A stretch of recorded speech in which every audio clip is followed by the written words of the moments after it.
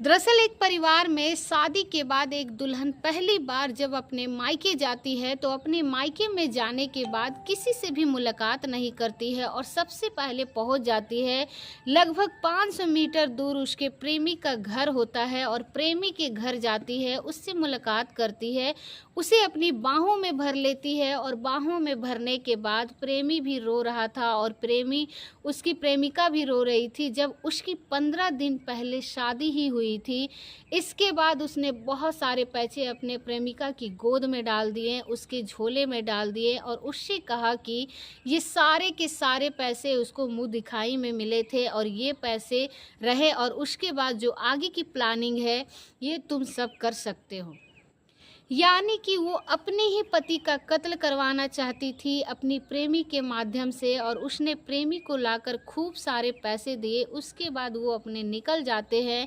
उसके बाद फिर कत्ल भी हो जाता है और कत्ल होता है तो अखबारों में छपते हैं, टीवी में दिखाए जाते हैं और तरह तरह की न्यूज़ में दिखाए जाते हैं। फिर हर जगह हंगामा हो जाता है कि शादी के तो अभी 15 दिन का समय ही बीता था और ये आखिरकार दुल्हन ऐसा कैसे कर सकती है, अपने ही पति का कत्ल करवा देती है। दरअसल करोड़पति बनने के लिए, विधवा बनने के लिए उसने ये पूरी कहानी रची थी और जब ये कहानी लोगों के सामने आती है तो उत्तर प्रदेश के मेरठ में जिस तरह से मुस्कान रस्तोगी ने अपनी प्रेमी साहिल शुक्ला के साथ मिलकर सौरभ राजपूत का कत्ल कराया था और पूरी दुनिया में इस घटना को लेकर चर्चा शुरू हो जाती है, ठीक वैसे ही इस दुल्हन को भी चर्चा शुरू हो जाती है कि किस तरह से उसने अपने प्रेमी के साथ मिलकर अपने ही पति का कत्ल करा दिया, जबकि उसकी हाथे की जो मेहंदी थी,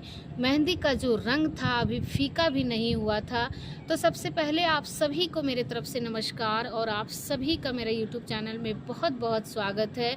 आज की जो सच्ची घटना है जो मैं आपको सुनाने जा रही हूँ, ये सच्ची घटना है उत्तर प्रदेश के ज़िला औरिया का एक थाना लगता है बेला और बेला के पास एक ढाबा है और ढाबे के पास एक हाइड्रा मशीन खड़ी हुई थी और वो हाइड्रा मशीन जो भारी वस्तु को इधर उधर फंस जाती है तो उसे उठाने का काम करती है। और इसी बीच में एक बाइक पर दो लड़के आते हैं, वो इधर उधर घूम रहे थे और आकर उस हाइड्रा मशीन के पास आकर खड़े हो जाते हैं। जैसे खड़े होते हैं इंतज़ार कर रहे थे कि इस हाइड्रा मशीन को चलाने वाला कोई व्यक्ति अगर मिल जाएगा तो उससे अपने दिल की, अपनी मन की बात कह सकते हैं। इसी बीच में जो ड्राइवर होता है, ड्राइवर कहता है कि भैया क्या परेशानी है, क्या यहाँ पर क्यों आए हो, क्या देख रहे हो। वो दोनों बाइक पर सवार हैं और कहते हैं कि भैया यहीं पास में ही कुछ दूरी पर एक नहर है और नहर में हमारी कार गिर गई है, क्या आप हमारी कार को निकलवाने में मदद करेंगे। जैसे ही उन बाइक सवार ने उस हाइड्रा मशीन चलाने वाले ड्राइवर से कहा, ड्राइवर ने कहा कि हमारा तो यही काम है, कोई दिक्कत नहीं है। तुरंत वो उस पे बैठा और उस गाड़ी को स्टार्ट किया और उस मशीन को और वहाँ से चलने के लिए जब कोशिश की तो बाइक सवार जो थे वो बोले, भैया एक काम करो, पास में ही है तो पहले जाकर लोकेशन देख लो, क्या तुम्हारी ये हाइड्रा मशीन उस कार को निकाल भी पाएगी या नहीं। इसीलिए पहले आप जाकर देख लो और देखने के बाद जैसे भी पैसे हो पैसे बता देना। जब ये बात ड्राइवर ने सुनी तो ड्राइवर को बड़ा अच्छा लगा। इतनी साफ सुथरी बात करने वाले कहाँ मिलते हैं, ऐसे कस्टमर तो मिलने चाहिए। जब ऐसी बात थी तो उसने कहा कि ठीक है, मैं आपके साथ चलता हूँ और यहाँ से लगभग 7 किलोमीटर दूरी पर तय करते हैं और वहाँ पर एक जगह लगता है पालिया और पालिया के पास पटना नहर है और पटना नहर में ही ये जो कार थी वो गिरी हुई बताई जाती है। लेकिन ये थाना पहला था, जब थाना बदल जाता है और ये इलाका लग जाता है शहर थाना क्षेत्र। जैसे ही जो ड्राइवर था वो ड्राइवर आगे आगे चल रहा था और दोनों बाइक सवार जो थे वो पीछे पीछे चल रहे थे। ये गेहूं की खेत में होकर जा ही रहे थे और अचानक से एक गोली चलती है और जैसे ही गोली चलती है वो हाइड्रा मशीन चलाने वाले उस ड्राइवर के कनपट्टी पर आकर गोली लग जाती है और वो गिर जाता है। गोली ऐसे लगती है कि वो हेड टू हेड जो हाथों से हाथों वो मरता नहीं है, लेकिन उनकी चीख को सुनने के बाद वो दोनों बाइक सवार होते हैं जो गोली चलाने के बाद वहाँ से भाग जाते हैं और वो पीछे मुड़कर देखते ही नहीं हैं जिसको मारने के लिए वो आए थे, वो मर चुका है या नहीं मरा है। अब आखिरकार वो भाग ही रहे थे और भागते-भागते निकल जाते हैं दूर। वो लड़का तड़प रहा था, ज़िंदगी जीने के लिए चीख रहा था, चिल्ला रहा था। यहीं पास से ही कुछ राहगीर गुज़र रहे थे। राहगीरों ने कड़कड़ाहट की आवाज़ सुनी और कड़कड़ाहट की आवाज़ सुनने के बाद जब मौके पर पहुँचते हैं तो उन राहगीरों ने बहुत ज़ोर-ज़ोर से चीख कर चिल्ला कर आस-पास के गाँव के लोग थे, उनको भी मौके पर बुलाया और तुरंत तत्काल प्रभाव से ये सूचना पुलिस को दी जाती है और सहार थाना क्षेत्र की पुलिस मौके पर आती है तो गंभीर रूप से घायल अवस्था में खून से लथपथ वो लड़का था जिसकी उम्र ज़्यादा से ज़्यादा 24 साल के आसपास रही होगी। उसे उठाते हैं और उठाने के बाद विधुना एक सीएचसी है वहाँ पर भर्ती कराया जाता है। भर्ती कराकर पुलिस हटी ही थी कि उस लड़के के फ़ोन पर एक फ़ोन आता है। जैसे ही घंटी बजती है उधर से पूछा जाता है कि कौन बोल रहा है। इधर से बताया जाता है कि मैं एक पुलिस वाला बात कर रहा हूँ, आप कौन बोल रहे हैं। वो सामने वाला पुलिस वाले की बात सुनने के बाद एकदम घबरा जाता है। उसने कहा कि मैं इस लड़के का बड़ा भाई बात कर रहा हूँ, मेरा नाम संदीप यादव है, मैं उत्तर प्रदेश के मैनपुरी का थाना भोगांव का हूँ और भोगांव थाना क्षेत्र का एक गांव लगता है नागला दीपा, मैं वहाँ का रहने वाला हूँ, मैं बोल रहा हूँ। आप बताइए कि मेरे भाई का मोबाइल आपके पास कैसे पहुँचा। वो कहता है कि आपका भाई गंभीर रूप से घायल हो चुका है, उसकी हालत ज़्यादा ख़राब है, फ़िलहाल सीएचसी विदान में भर्ती है, आप जल्दी से आ जाइए। परिवार वाले जैसी सूचना मिलती है उसके बाद दौड़ कर आते हैं और वो आकर पुलिस वालों के सामने रोते हुए बताते हैं कि आज कन्नौज का एक उमरदा एक जगह है, उमरदा के पास सहनगर है, वहाँ पर पुल का निर्माण हो रहा था और वहाँ से एक छोटा सा प्रोजेक्ट मिला था।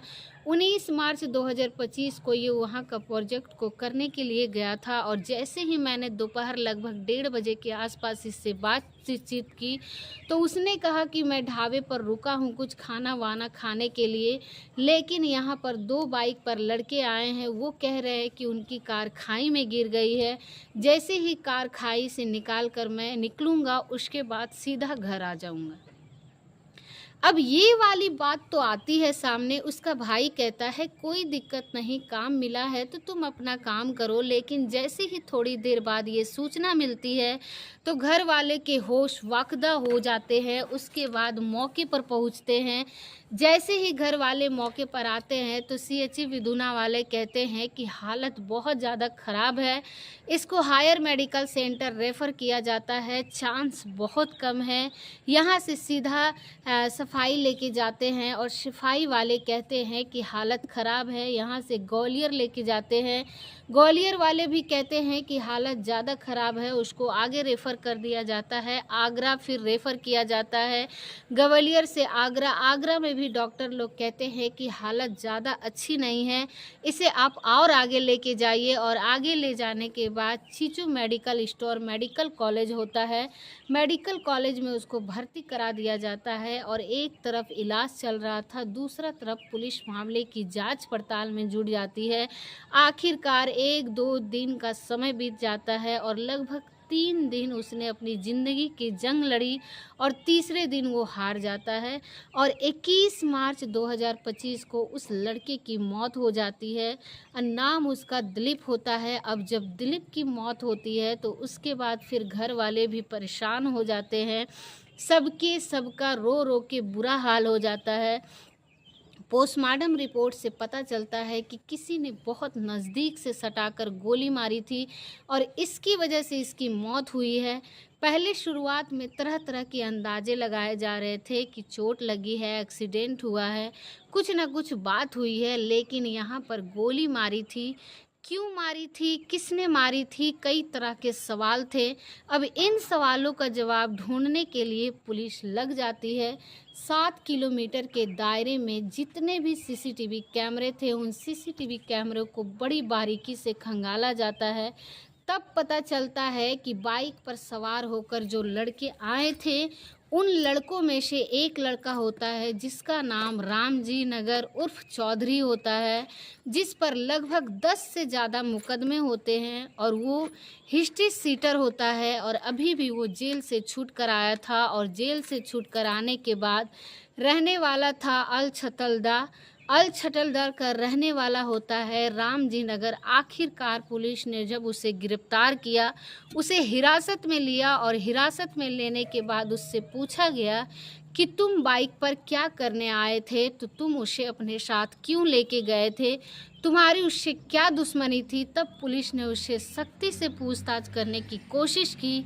तब वो इधर उधर की बात कर रहा था, लेकिन पुलिस का जो अपना तरीका होता है, जब पुलिस सख्ती से पेश की तो कहते हैं कि मुर्दे भी बोलने लगते हैं। और रामजी नगर उर्फ चौधरी थोड़ी देर में बोलने लगते हैं और कहने लगते हैं कि एक लड़का मेरे पास आया था। पुलिस उस लड़के के पास जाती है, उससे पूछा जाता है कि तुम्हारा क्या मतलब है, गोली चलवा में क्यों मारवाना चाहते थे इसको। वो कहता है कि साहब उसका कोई कसूर नहीं था, एक लड़का है जिसका नाम है, उसका खास दोस्त होता है, उसका नाम है अनुराग यादव उर्फ मनोज यादव, जो कि गांव सिंहपुर का रहने वाला है। थाना उसका फफू लगता है, जिला उसका औरिया लगता है। पुलिस वालों अब इसकी तलाश में जुड़ जाते हैं। आखिरकार अनुराग यादव को गिरफ्तार किया जाता है और गिरफ्तार करने के बाद उससे भी सख्ती से पूछताछ की जाती है। तो पुलिस अपने तरीके से बातचीत करती है, तो थोड़ी देर में तोते की तरह वो गिनती गिनना शुरू कर देता है, सारी की सारी बात बताना शुरू कर देता है और कहता है कि उसी गांव की एक लड़की है प्रगति यादव। उस लड़की का नाम है, जो कि उसे घर से लगभग 500 मीटर की दूरी पर रहती है। और उस लड़की का नाम जैसे ही आता है, ये बात जब लड़की के परिवार वालों को पता चलती है, तो वाकई कई लोग उस तो बेहोश होकर गिर जाते हैं। और बेहोश होकर गिरने के बात ये भी थी, क्योंकि 15 दिन पहले ही तो उसकी दुल्हन बनी थी। और ये दरअसल प्रगति यादव जो लड़की है, जिसका गांव सियापुरा फफू लगता है, जिला उसका औरिया लगता है, इसी की बड़ी बहन है, नाम उसका पारुल है। और उस पारुल की शादी होती है मैनपुरी की थाना भोगांव के नगला दीपा के संदीप यादव से। और संदीप यादव से शादी होती है और कुछ दिन के बाद बातचीत शुरू होती है, तो पता चलता है कि संदीप के ही छोटे भाई दिलीप यादव से उसकी शादी की बात तय हो जाती है। और 5 मार्च 2025 को बारात जाती है और बारात में उसे दुल्हन बनकर अपने साथ ले जाते हैं। और 6 तारीख को ये सीधा अपने ससुराल जाती है।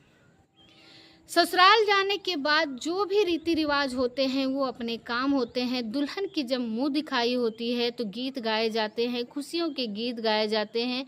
पूरा घर परिवार सब के सब खुश थे। और जब घर, क्योंकि ये करोड़पति फैमिली भी बताया जाता है कि इनके घर पर हाइड्रा और क्रेन जो मशीन है 20 से ज़्यादा, यानी कि 20-22 के आसपास इनके पास हाइड्रा और क्रेन मशीन है, जिसकी कीमत करोड़ों रुपए में बताई जाती है। अच्छी खासी प्रॉपर्टी भी है जिसकी कीमत करोड़ों में बताई जाती है। लेकिन ये भी जानकारी मिल रही थी कि संदीप इससे फम का भाई है, यानी कि सगा भाई नहीं है, परिवार का भाई है। और इसी का एक लौता लड़का था जिसके पास अतः संपत्ति और अतः दौलत थी, करोड़पति घर का लड़का। और उसकी शादी हो जाती है प्रगति यादव से। लेकिन कोई नहीं जानता था कि प्रगति यादव जो कि शादी होती है उसका पिछले 4 साल से एक लड़के से, गांव का ही लड़का है, उसका नाम अनुराग यादव है, उसी से ही उसका अफेयर चल रहा है। और उससे शादी करने के बाद वो बेपनाह उससे मोहब्बत करती है, इतनी मोहब्बत करती है कि वो अपने हाथों की नस भी काट लेती है। लेकिन घर वाले उससे शादी को तैयार नहीं होते हैं, क्योंकि उसका काम है, उसका जो वर्क है ट्रैक्टर पर ड्राइविंग का काम करता है, मेहनत मजदूरी करता है और घर वालों को ये रिश्ता पसंद नहीं था। घर वालों ने ज़ोर ज़बरदस्ती की और उस लड़की की शादी जो दिलीप यादव से करवाते हैं, वो तो तैयार हो जाती है। अब जब तैयार हो जाती है तब ये बात पता चलती है कि अनुराग यादव कहता है कि तुम जो कहती थी कि तुम्हारे बिना जीऊँगी नहीं, जी नहीं पाऊँगी, मरूँगी नहीं, सब तो तमाम तरह की कस्में यादें तुमने किए थे, अब तुम्हें ऐसे कैसे धोखा दे सकती हो?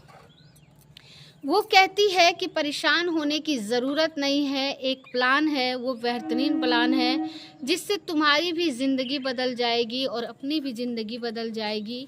वो कहती है कि शादी में मैंने अपनी बहन के देवर से कर लूँगी और उसके बाद उसका कत्ल करा देंगे।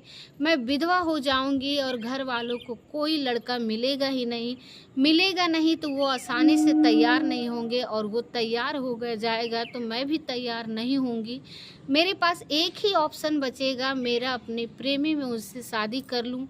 बस तुम्हें उसका कत्ल करना है, उसके बाद जो बहुत सारी करोड़ों की प्रॉपर्टी होगी, वो प्रॉपर्टी भी अपनी हो जाएगी। और इस तरह से जब सपना उस प्रेमी को दिखाया गया, तो प्रेमी कहता है ये तो बहुत ही शानदार प्लान है।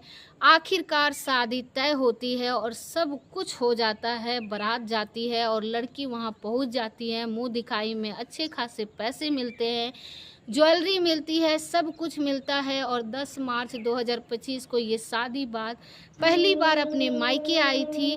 जो भी माल मसला थी, जो भी पैसे वैसे थे, इसने इकट्ठे किए थे, लाकर अपनी प्रेमी को दे देती है और कहती है कि इंतज़ाम करो जितनी जल्दी हो सकता है, अपना काम करो। अभी काम हो जाएगा तो फिर हम पुलिस की नज़रों में नहीं आएंगे। इसके लिए बाकायदा बहुत प्लानिंग करते हैं, चाहे वो बेहतरीन आइडिया मिल सके। प्रेमी और प्रेमिका जो कि दुल्हन भी, जिसकी हाथों की मेहंदी का रंग अभी फीका भी नहीं पड़ा था, आखिरकार वो प्लानिंग कर रहे थे और प्लानिंग करते करते वो जो प्रेमी होता है अनुराग यादव, वो सीधा पहुंच जाता है अपने एक दोस्त के पास। दोस्त कहता है कि मुझे कुछ पैसे चाहिए, मुझे एक ऐसा व्यक्ति चाहिए, शूटर चाहिए जो किसी की हत्या कर सके। इसके लिए नाम सामने आता है रामजी लाल का और रामजी लाल नगर का जो होता है उसका नाम सामने आता है। वो अभी जेल से छूटा ही था, उस पे लगभग 10 के आसपास मुकदमे होते हैं और उससे तय कर दिया जाता है। अब पूछता है कि हम लोग कैसे पहुँचेंगे, तो एक और प्लानिंग करते हैं कि व्हाट्सएप से कनेक्ट हो रहेंगे। प्रेमी का पति जो भी कनेक्ट होंगे, जो होगा व्हाट्सएप तारीख से उसे प्रोजेक्ट मिलता है कन्नौज पर और ये पूछती है कि तुम कहाँ पे हो। बताता है कि मैं अभी कन्नौज से निकल कर वापस आ रहा हूँ, इसीलिए तुम परेशान क्यों हो, क्या बात है। वो कहती है बस ऐसे ही पूछ रही थी, तुम्हारे बिना मन नहीं लग रहा था। जैसे ही उस ढाबे का जो लोकेशन दिया जाता है, लोकेशन देने के बाद वो अपने प्रेमी को देती है और प्रेमी देता है उसका शूटर को और शूटर अपनी बाइक लेकर तुरंत पहुंच जाता है और इस हिसाब से वो कत्ल कर देता है, हत्या कर देता है। लेकिन कहा जाता है कि जितने भी छात्र क्यों ना हो, कोई भी कातिल, कोई भी अपराधी, लेकिन ये बच नहीं सकता है। जब पुलिस अपनी ईमानदारी से जांच करने पर आती है तो ना तो ज़मीन के साथ तक खोद कर वो कातिल को, उस अपराधी को बाहर निकाल लेती है और इस घटना को ज़्यादा वक्त हुआ ही नहीं था।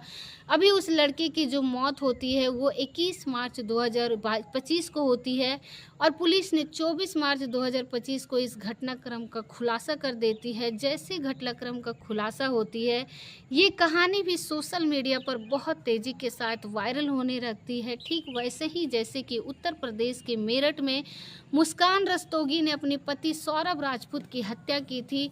उसके टुकड़े किए और टुकड़े करने के बाद एक नीले रंग के ड्रम में पैक कर दिए।